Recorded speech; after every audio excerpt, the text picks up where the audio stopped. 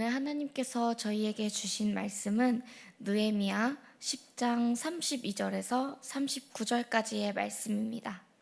느헤미야 10장 32절에서 39절까지의 말씀입니다. 제가 가진 성경으로는 구약 성경 742페이지에 있습니다. 느헤미야 10장 32절에서 39절의 말씀입니다. 제가 봉독하겠습니다. 우리가 또 스스로 규례를 정하기를 해마다 각기 세겔의 3분의 1을 수납하여 하나님의 전을 위하여 쓰게 하되, 곧 진설병과 항상 드리는 소제와 항상 드리는 번제와 안식일과 초하루와 정한 절기에 쓸 것과 성물과 이스라엘을 위하는 속죄제와 우리 하나님의 전의 모든 일을 위하여 쓰게 하였고, 또 우리 제사장들과 레위 사람들과 백성들이 제비를 뽑아 각기 종족대로 해마다 정한 시기에 나무를 우리 하나님의 전에 바쳐 율법에 기록한 대로 우리 하나님 여호와의 제단에 사르게 하였고, 해마다 우리 토지 소산의 만물과 각종 과목의 첫 열매를 여호와의 전에 드리기로 하였고, 또 우리의 맏아들들과 가축의 처음 난 것과 소와 양의 처음 난 것을 율법에 기록된 대로 우리 하나님의 전으로 가져갔다가 우리 하나님의 전에서 섬기는 제사장들에게 주고, 또 처음 익은 밀의 가루와 거제물과 각종 과목의 열매와 새 포도주와 기름을 제사장들에게로 가져다가 우리 하나님의 전에 여러 방에 두고, 또 우리 선물의 11조를 레위 사람들에게 주리라 하였나니, 이 레위 사람들은 우리의 성읍에서 선물의 11조를 받는 자이며, 레위 사람들은 11조를 받을 때에는 아론의 자손 제사장 한 사람이 함께 있을 것이요, 레위 사람들은 그 11조의 10분의 1을 가져다가 우리 하나님의 전 곳간의 여러 방에 두되, 곧 이스라엘 자손과 레위 자손이 거제로 드린 곡식과 새 포도주와 기름을 가져다가 성소에 그릇을 두는 골방, 곧 섬기는 제사장들과 문지기들과 노래하는 자들이 있는 골방에 둘 것이라. 그리하여 우리가 우리 하나님의 전을 버려두지 아니하리라. 아멘. 이른 새벽을 깨워 이 예배 자리로 나오신 성도님 모두를 주님의 이름으로 축복합니다. 오늘은 스스로 정한 헌신이라는 제목으로 우리 성도님들과 함께 말씀을 나누고자 합니다. 오늘 우리가 이 새벽에 살펴보고 있는 말씀은 느헤미야의 말씀입니다. 느헤미야 시대에서 드디어 예루살렘의 성전과 무너졌던 그 성벽 재건을 마치게 됩니다. 그리고 에스라와 느헤미야는 이스라엘의 이 영적 재각성을 위하여서 온 힘을 모으게 됩니다. 귀환한 포로들을 한 곳에 모아 7일 동안 온 백성에게 이 율법을 읽고 가르치게 됩니다. 초막절을 지켜 출애굽과 광야의 여정에서 경험한 하나님의 신실하심을 다시 한번 기억하게 합니다. 또한 자신들의 죄를 고백하게 하고 언약을 갱신하고 율법의 계명을 모두 따르겠다고 맹세하고 결단하는 시간을 갖게 합니다. 그리고 성전의 예루살렘의 성벽 이 재건을 크게 기뻐하면서 축제를 즐깁니다. 저희는 이 귀한 공동체의 이 행동들 중 율법의 계명을 모두 따르겠다고 결단한 그 부분에 대해서 오늘 집중적으로 살펴보고자 합니다. 말씀에 앞서 성도님들께 아주 쉬운 질문을 한 가지 드리면서 시작해 보고자 합니다. 학생이 학업을 할 때에 오늘 수학 문제집 10장을 풀어야지 라고 스스로 결단하는 것과, 부모님이 아니면 또는 선생님이 너 오늘 수학 문제집 10장 풀어야 돼 라고 이야기하는 것 중에서 학생이 문제집 10장을 모두 풀 확률이 높은 것은 어느 쪽일까요? 네, 맞습니다. 바로 전자에 해당됩니다. 이것은 스스로 하고자 하여 하는 것과 남이 하라고 시키는 것에는 아주 큰 차이가 있음을 우리가 알 수 있습니다. 스스로 하고자 하면 자신이 정한 것이기에 하고자 하는 그 마음이 크고 또 해야만 한다라는 사실을 마음 깊숙이 알고 있습니다. 그렇기 때문에 가능한 일입니다. 이처럼 우리는 스스로 어떻게 해야 할 것인가를 스스로 결단하는 것이 신앙적인 고백으로는 결단이라고 표현합니다. 오늘 본문 속 이 귀한 공동체 또한 스스로의 결단의 고백을 통해 하나님께 다시금 나아가는 모습을 우리가 볼 수 있습니다. 이 본문 속 귀한 공동체는 성전 제사를 운영하고 또 유지하는 모습을 보여줍니다. 성전 제사는 먼저 하나님 백성의 거룩함을 위한 요소였습니다.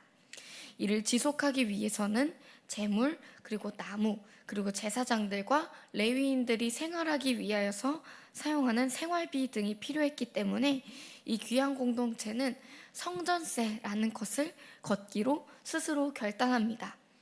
이것은 이미 율법에 나와 있고 그 명시되어 있는 것이긴 하지만 이들이 스스로 결단하여 내고자 합니다.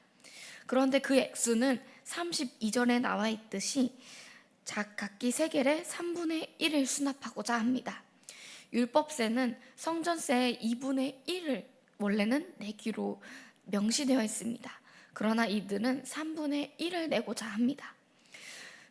그러나 본문은 이들의 결단을 결코 비난하지 않습니다. 왜냐하면 땅은 예전처럼 비옥하지 않아서 소출이 많지 않은 데다가 페르시아의 조공 또한 바쳐야 됐기 때문에 3분의 1 세겔의 성전세를 내고자 하는 것은 충분히 납득할 만한 일이었습니다. 하나님은 우리의 마음을 보시는 분이시기 때문에 헌금의 액수를 규정대로 지켰느냐 아니냐가 순종의 척도는 아니었습니다. 귀한 공동체는 이 성전세 외에도 다양한 예물들을 스스로 바쳤는데요. 귀한 공동체는 율법의 규례에 따라서 첫 소산을 제사장들에게 주어 성전 운영과 그들의 생활을 위해 쓰이게 하였고 레인들을 위해 11조를 바치기도 했습니다. 성전세의 경우에는 율법의 규정과는 다르게 이렇게 액수를 조정했지만 첫 소산 예물과 11조는 율법 그대로 지키는 모습을 볼 수 있습니다. 수입이 많건 적건 액수를 부담하는 이 성전세는 가난한 이들에게는 큰 부담이 될 수 있었겠지만 첫 소산 헌물과 11조는 수입이 많으면 많게 적으면 적게 바치는 예물이었기 때문에 따라서 이 제사장들과 레위인들은 백성이 풍성한 수익을 얻으면은 또한 그들 또한 풍성함을 누렸고 백성들이 흉년을 들어 소출이 적으면 그들 또한 함께 빈궁한 생활을 감당해야 됐습니다. 이처럼 헌금과 헌물은 제사장을 또 성전을 위하여서 유지하기 위한 그들의 결단이었습니다. 성전은 이스라엘 백성에게는 삶의 중심이었고 또 하나님 백성의 정체성을 드러내는 핵심 요소였습니다. 성도들에게는 교회는 그저 건물이 아니라 예수님을 믿는 그 자들의 공동체이므로 이 공동체가 잘 유지되고 또 견고히 세워질 수 있도록 교회의 필요에 따라 사용될 수 있게 스스로 결단하여 예물을 드려야 합니다. 그런데 이 헌물과 헌금을 바치고 모으는 것이 중요하긴 하지만 이것만이 중요한 것이 아니라 또 그것을 어떻게 사용하느냐 이것도 아주 중요한 문제였습니다. 그래서 느헤미야는 레위인들이 11조를 받을 때에 제사장들을 입회시켜 재정 투명성을 확보했습니다. 이는 본문 38절에 나와 있는데요. 앞부분입니다. 제가 읽어드리겠습니다. 레위 사람들이 11조를 받을 때에는 아론의 자손 제사장 한 사람이 함께 있을 것이요. 또한 후반절을 이어보면 레위인들은 자기들이 받은 이 11조에서 또 11조를 떼어 성전에 바침으로써 그들 또한 이 공동체의 일원임을 밝히는 부분을 볼 수 있습니다. 느헤미야가 이렇게까지 한 것은 하나님의 전을 그냥 내버려 두지 않기 위함입니다. 사사시대가 이 영적 암흑기에 들었던 것은 그 이유 중에 하나가 헌물을 제대로 바치지 않았던 것도 이 이유 중에 하나입니다. 성소의 재정이 제대로 관리되지 않았던 이 상황에서 11조를 받지 못한 레위인들은 자신들이 살기 위해서 각처를 떠돌게 되면서 이 이스라엘 백성들에게 말씀을 제대로 가르치지 못하게 됩니다. 그러면서 이스라엘 백성들의 영적으로는 암흑기가 되었고, 또 홈리와 비느하스 같은 제사장들이 성소에 바치는 이 예물을 자신들이 원하는 대로 사용되어서 하나님의 진노를 또 사게 되었습니다. 그러므로 이 이스라엘의 역사를 우리가 함께 살펴볼 때에 교회의 재정을 바로 세우는 것은 우리의 거룩함을 위하여서도 아주 중요한 일입니다. 이제 말씀을 정리하겠습니다. 오늘 우리는 이 느헤미야 시대의 성전 건축 이후에 귀한 공동체의 결단의 삶을 함께 살펴보았습니다. 귀한 공동체는 자신들이 할 수 있는 선에서 믿음으로 결단하여 하나님께 헌금과 헌물을 드렸습니다. 현 시대를 살아가는 우리들도 여전히 하나님께 헌금과 헌물을 드리면서 살아가고 있습니다. 우리가 하나님께 이 헌금과 헌물을 드리는 것이 우리의 모든 것이 하나님의 것임을 인정하는 신앙의 고백이라는 것을 우리 성도님들이 잊지 않으셨으면 좋겠습니다. 또한 그것을 드릴 때에 율법에 이미 쓰여진 것을 우리가 지키는 것이기도 하지만 스스로 결단하여 하나님께 믿음으로 드릴 때에 그 자녀들에게 영적 회복을 이루어 주셨던 것처럼 우리 또한 믿음으로 스스로 결단하여 드릴 수 있는 우리가 되길 간절히 소망합니다. 이러한 자발적인 신앙은 헌금에서만 국한되는 것이 아니라 자신이 할 수 있는 일들을 계획적으로 스스로 정하여 하나님 앞에서 자발적으로 헌신하는 것이 중요합니다. 이것을 저는 건강한 신앙생활이라고 말할 수 있는 것 같습니다. 자원하는 것 이상의 실천력이 동반되는 것은 없다고 서두에 말씀드렸던 것처럼 신앙생활에서의 강제성은 저는 불가능하다고 생각합니다. 그렇기에 하나님을 믿기 싫은데, 하나님의 말씀을 듣기 싫은데 이 자리에 나오신 분들은 없을 것입니다. 그런 것처럼 자원하는 마음으로 하나님 앞에 결단할 때에 그것은 나에게 유익으로 다가옵니다.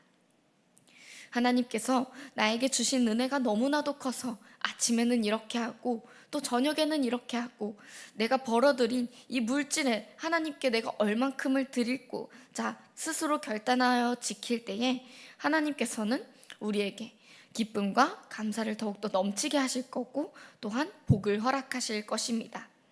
이러한 선순환이 이루어지면 우리에게는 좋은 습관이 만들어집니다. 이러한 좋은 습관은 나에게 큰 유익이 되고 또 특별히 신앙의 교육적으로 자녀들에게 이 부모와 조부모로서 이러한 모습이 비춰진다면 자녀의 교육에도 큰 도움이 될 것입니다. 그 모습을 보고 자란 자녀들에게는 또한 좋은 신앙의 습관들이 당연히 생겨나게 되겠죠. 이러한 건강한 신앙생활을 내 스스로 정해서 내 삶을 더욱더 빛나게 만들고 하나님 앞에서는 자랑스러운 자녀로서 사람들 앞에서는 본받을 수 있는 믿음의 선배로서 선조로서 살아갈 수 있는 우리 수표교 교회의 공동체가 될 때에 하나님께서는 아름답게 사용하시는 우리 교회가 될 줄 믿습니다. 우리 모두 스스로 정한 헌신으로 하나님 앞에 나아가기를 간절히 소망합니다. 기도하시겠습니다. 하나님 아버지 감사합니다. 오늘도 말씀을 통하여 주님 앞에 조금이나마 가까워질 수 있도록 시간과 정성을 들여 드려진 이 예배 가운데 주님 임재하시어서 온전한 기쁨으로 드려진 예배 가운데 그 말씀이 저희의 마음에 심겨지게 하시고 마음의 찔림과 감동이 있게 하시사 말씀대로 살아갈 수 있는 은혜와 축복이 가득하게 하여 주시옵소서. 이스라엘이 스스로 결단하고 정하였던 것처럼 하나님이 정해주신 것들을 우리의 삶 속에 어떻게 적용할지 고민하였던 것처럼 우리 또한 스스로의 믿음의 생활을 결단하여 정하며 삶 속에서 하나님이 주신 말씀을 따라 건강하게 유지해 나가며 내 삶이 행복하고 윤택해질 수 있도록 결단한 대로 살아갈 수 있도록 인도하여 주시옵소서. 자원하는 마음을 허락하여 주시어 작은 것부터 평생에까지 하나씩 규칙을 만들어 주님 앞에 올바른 모습으로 살아가기를 소망하게 하여 주시옵고, 주님께서 더욱 기뻐하시는 모습이 무엇일지 생각하고 고민하며 스스로의 삶을 돌아보게 하여 주시옵소서. 그리하여 믿음의 가정이 세워지게 하시고 자녀들도 부모를 따라 올바른 신앙의 모습을 갖게 하여 주시옵고, 신앙의 기초를 성전과 성벽을 쌓아 올렸던 것처럼 견고하게 세워나가는 우리 수표교교의 모든 가정이 될 수 있도록 인도하여 주시옵소서. 또한 수표교교회가 온전한 주님의 모습으로 세워져 세상 속 모든 자녀들에게 주님의 향기를 뿜어내고 주님의 편지가 되어 믿음의 회복이 일어나게 하여 주시옵소서. 오늘 하루 또한 주님께서 살아계시어 나를 감찰하고 지켜 보호하실 줄 믿으며 이 모든 말씀 예수님의 이름으로 기도드립니다. 아멘. 주기도문 하시겠습니다.